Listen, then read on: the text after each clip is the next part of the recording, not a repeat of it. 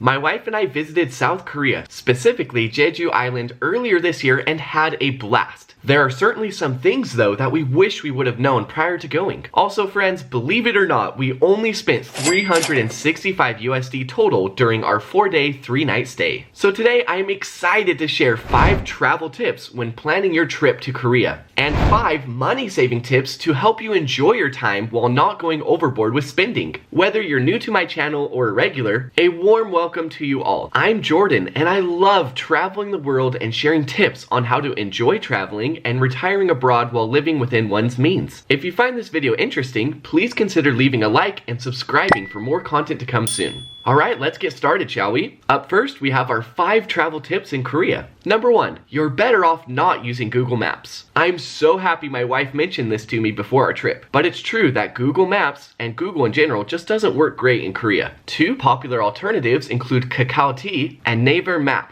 both of which are available for iOS and Android. It's also not a bad idea to download the regular Naver app, not the Maps one, which is the primary search engine used in South Korea. Number 2, carry your own plastic bag for garbage. Garbage or trash bins are pretty scarce throughout South Korea, so it's a good idea to keep a bag with you throughout your journey. Essentially, each district has its own garbage bags that come in various sizes, but don't worry, you can easily buy some at a convenience store. I noticed personally that the disposal options are very deliberate, with lots of options to pay attention to, not just recycle and other trash. Like in this McDonald's, there were so many disposal choices such as the size of cup or plate that you have. So it took some getting used to, but overall it's for a good cause, which is to reduce unnecessary waste and increase efficiency of the recycling process. And actually, to help foreigners and tourists, there are government plans in place to slowly increase the amount of trash bins in the years to come. Number 3, remember restaurant etiquette. I personally really like the dining in environment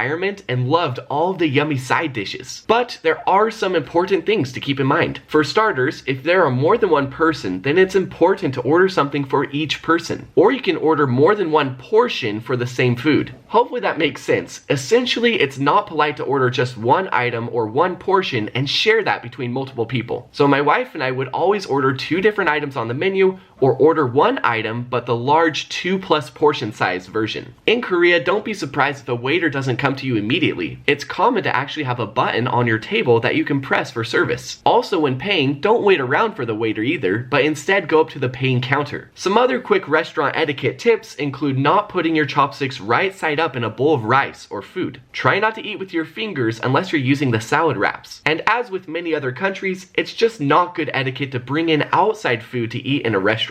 Also remember, it's polite and great etiquette to help fill up other people's glasses, not your own. Last but not least, you don't have to worry about tipping because Korea does not have a tipping culture. Oh man, only if the USA could cut back a bit on the tipping culture. Yes, I can understand when there's a real service like a waiter, but unfortunately it seems like a tip is expected almost everywhere you go in the US. Number 4, brush up on some common Korean words and phrases. My wife and I have visited many countries this year, and a big culture shock you could say was that the people we spoke to in Jeju Island just didn't know a lot of English, which is totally fine. It just caught me off guard a little. I wish I would have brushed up on some more Korean words and phrases instead of just 감사합니다 and 안녕하세요. Granted, we were in a smaller city or island, so a larger city is probably more likely to have more English speakers. I'm curious though to see what your experience has been for those who have visited Korea already. Please let me know in the comment section. Number 5, understand and follow public transportation rules. It's very important to be respectful when using the public transportation and make sure that those in need are using the priority seating. Also, please remember that you shouldn't be too loud. It's best to keep a quiet atmosphere when traveling. My wife and I knew this rule, but we still got a little too loud on one of the bus rides, and the driver gave us a polite shh to keep it down. I didn't realize we were even that loud, but we quickly quieted down and it was a good reminder. Sorry about that. Something really cool we found out is that generally you have 30 minutes to be able to transfer buses for free. You don't have to pay additional transit fees. Remember too, friends, that you must scan your transport card when you get both on and off of a bus, not just when you get on. And before jumping into the money saving tips, I want to quickly share a few more etiquette reminders. First, it's good to take off your shoes when entering someone's home. Instead of hugging or displaying too much affection with people you just met, give a kind bow or a handshake. And when giving or receiving things, make sure to use 2 hands. Awesome. Now let's talk about the 5 budgeting tips for your Korea trip. Number 1, take advantage of the free Wi-Fi. Something really interesting about South Korea is that it's common to see free Wi-Fi in many public areas, such as buses and transportation places. So I mean, it's probably possible to get by without a phone SIM card and rely on the Wi-Fi. But my wife and I wanted to play it safe, and we did get a SIM card during our stay, which you can find online, at the airport, or convenience stores for purchase. But I want to say that since we knew there is free Wi-Fi, we got a smaller data plan and still use Wi-Fi throughout our trip. Number 2, know the essential apps to use throughout your stay. Similar to the first tip in this video, it's a great idea to download the Naver Map and or Kakao T apps so that you don't waste time or money trying to get around and don't result to taking a taxi instead of relying on public transportation, which tends to be much more affordable. Other helpful apps include Papago for translation and Kakao Talk for messaging. Also, there's Naver, which is a great search engine app. Okay, on to the next tip. Number 3, use a transportation card for discounted public travel. 2 popular options include the T-Money card or the Nominate card. Again, I'm sorry if I butchered the pronunciation. During our stay, we got the T-Money card, which you can pick up at a convenience store, metros, or various kiosks. And on the last day, we used up the rest of the money in the card at the convenience store to buy some yummy snacks. The T-Money, which is short for Transportation Money card, can cost between 3,000 to 500 won, and the Nominate card around 7,000 won, which is a bit more customizable with its appearance, but both do the trick to help provide you with cheap and convenient travel. And if you're looking to visit many different cities, I'd recommend taking the slow train to save on money. Or if interested, you can check out the Korail Pass, which tends to pay itself off if you plan to travel a lot by train. Number 4, don't stay at high-end hotels. You can save a load of money by staying at a motel or guest house in Korea. In total, my wife and I spent 98,825 won on our hotel for 3 nights. That translates to about $69 or $23 per night. If you went with a well-known hotel name such as the Marriott, the cost starts at $100 and just goes up from there. And that's just for 1 night, by the way. So yeah, saving a fourth of the cost on an off-brand hotel was totally worth it. Also, the environment of the place we stayed at was clean and just lovely. Nothing to complain about. So don't make the mistake of booking an expensive hotel, and you can use those additional savings elsewhere. Number 5,